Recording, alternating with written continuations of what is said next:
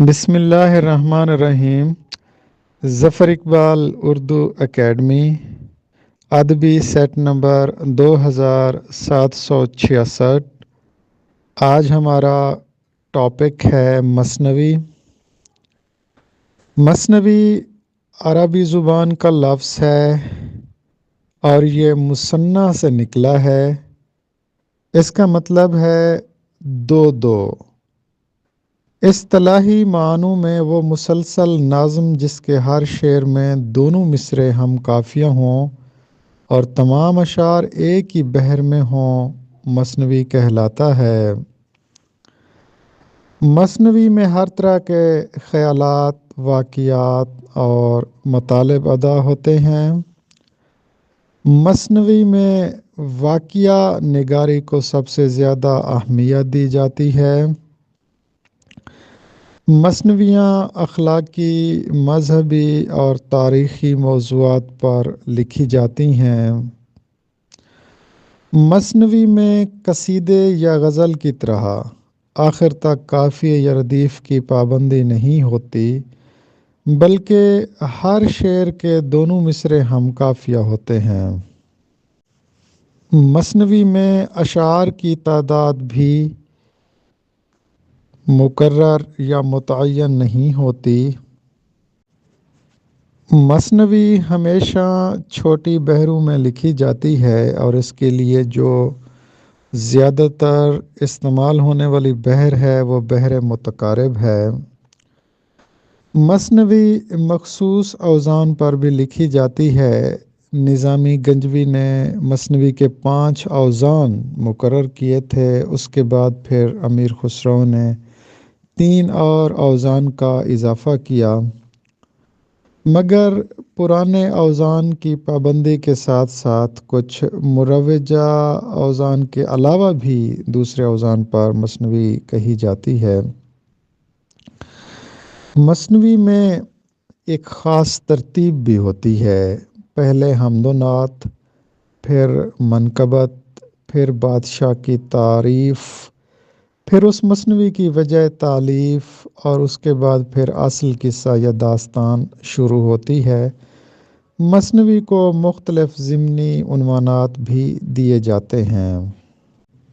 اگر مثنوی کی خصوصیات دیکھیں تو مثنوی کے تمام اشعار میں ربط و تسلسل ہوتا ہے، یعنی تمام شعر زنجیر کی کڑیوں کی طرح آپس میں ملے ہوتے ہیں۔ اس کے بعد اس کے اندر حسن ترتیب ہوتی ہے، یعنی جو تفصیل بیان کی جاتی ہے، جو واقعات بیان کیے جاتے ہیں ان کے اندر ایک ترتیب ہوتی ہے۔ اس کے بعد جزیات نگاری ہوتی ہے، چھوٹے چھوٹے واقعے کو بیان کیا جاتا ہے۔ اس کے بعد کریکٹر کی انفرادیت بھی ہوتی ہے، یعنی مثنوی میں ہر کردار کا ذکر ہوتا ہے، عالم کا، جاہل کا، امیر کا، غریب کا، جوان کا، بوڑھے کا، عورت کا، بادشاہ کا، سپاہی کا، تاجر کا، اور ہر قسم کے کردار سے ہی اس کے عمل کو ظاہر کیا جاتا ہے، اور ہر کردار کا ایک اتحاد بھی ہوتا ہے۔ یعنی اتحاد سے مراد یہ ہے کہ اس کریکٹر میں کسی بھی قسم کی کوئی تبدیلی نہیں ہوتی۔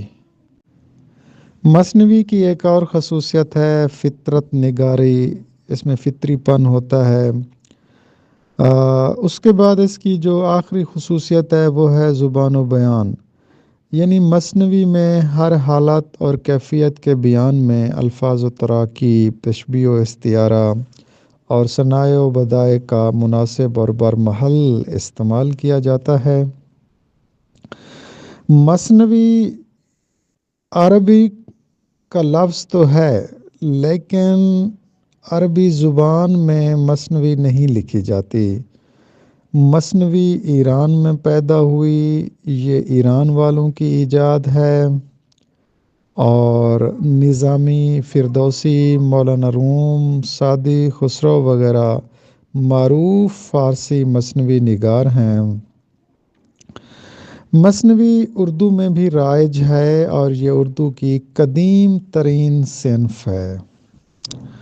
اگر اردو کا ابتدائی دور دیکھا جائے تو وہ مثنوی کا دور ہی کہلاتا ہے، اور اردو کا ابتدائی دور دکن کا دور ہے، اور دکن میں تو بہت زیادہ مثنویاں لکھی گئی تھیں۔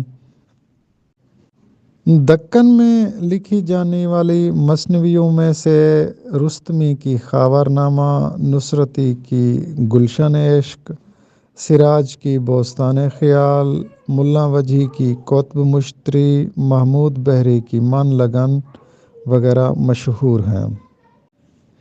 اس کے بعد پھر میر تقی میر نے بھی مثنویاں لکھی ہیں، اور میر حسن کی مثنوی سحر البیان کو ایک بلند پایہ اور معیاری مثنوی قرار دیا گیا ہے۔ اس کی بحر رواں اور شگفتہ ہے، داخلی اور خارجی احساسات کی خوبصورت عکاسی کی گئی ہے، مصوری اور منظر نگاری کے فطری اور لاجواب نمونے ملتے ہیں۔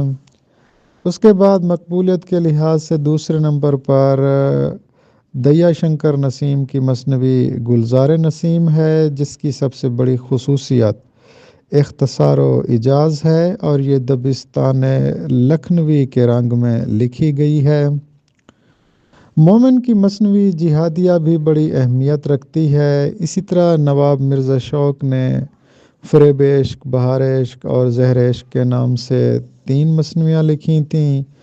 اس کے بعد پھر کچھ نعتیہ مثنویاں بھی لکھی گئی تھیں، جس میں صبح تجلی، چراغ کعبہ وغیرہ مشہور ہیں، اور یہ محسن کاکوروی نے لکھی تھیں۔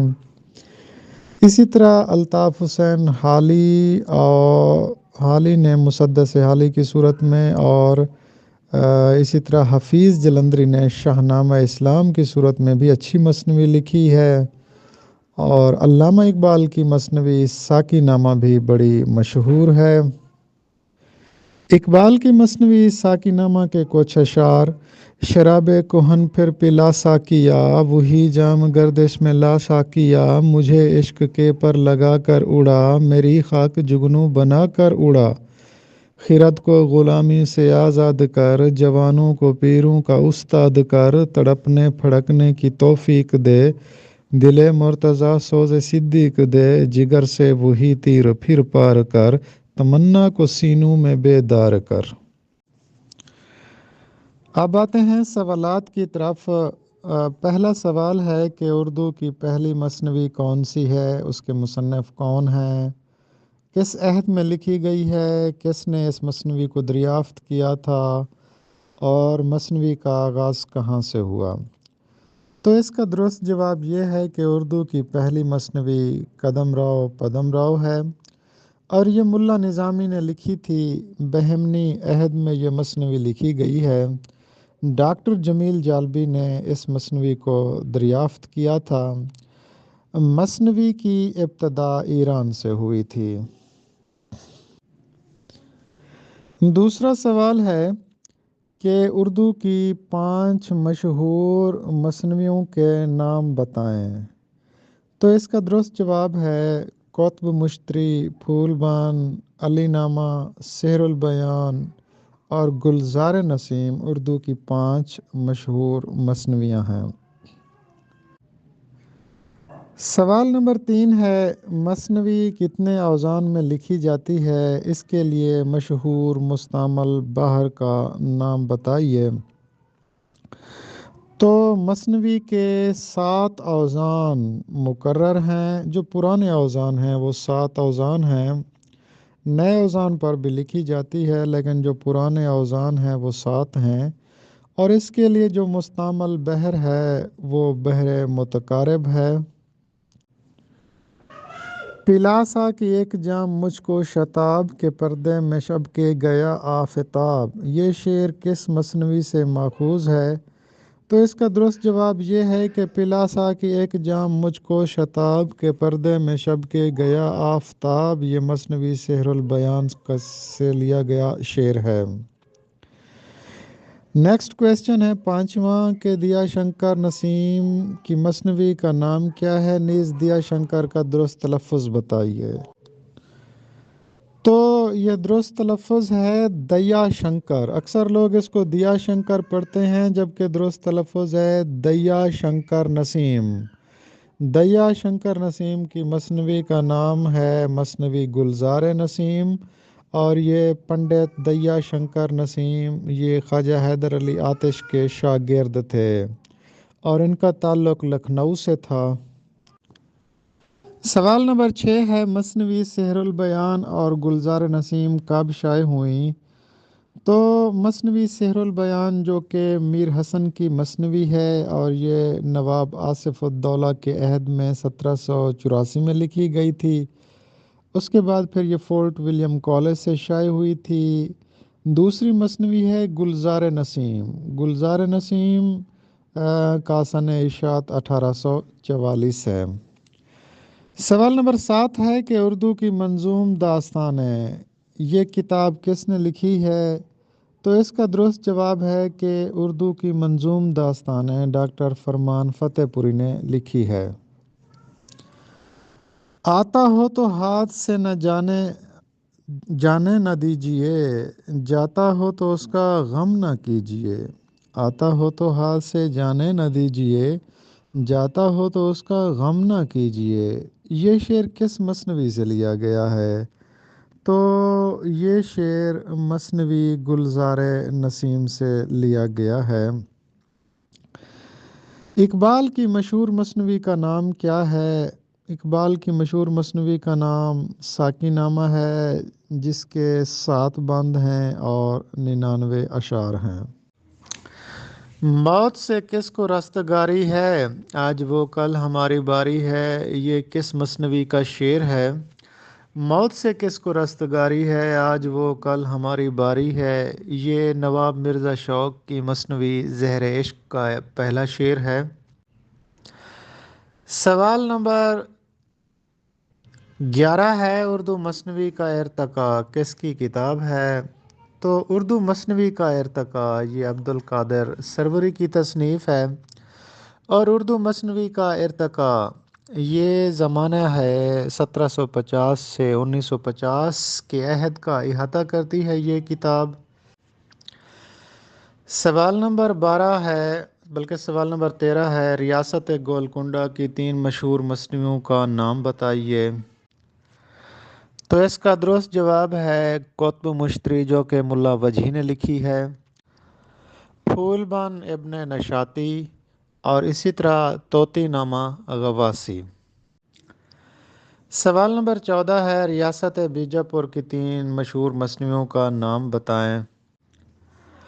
علی نامہ نصرتی، چاندر بدن و ماہیار، مقیمی، ہشت بہشت، خوشنود، ملک خوشنود۔